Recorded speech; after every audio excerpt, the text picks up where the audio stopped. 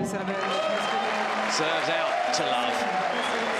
The smile returns to the face of Petra Kvitova. For the second time in her career, she has successfully defended a title.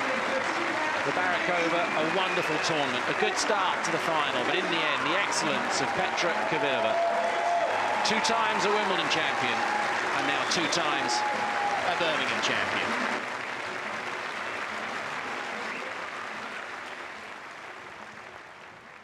And now to receive a bottle of Night Timber champagne, the Nature Valley Trophy, and of course the Maud Watson Trophy, plus a cheque for $163,085 or £123,672. The Nature Valley Classic champion this year, Petra Kvitova.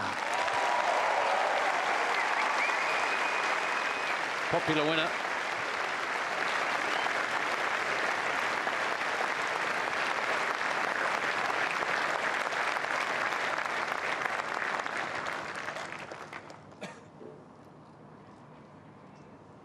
Sabin, the immediate past president of the LTA, handing over the trophy.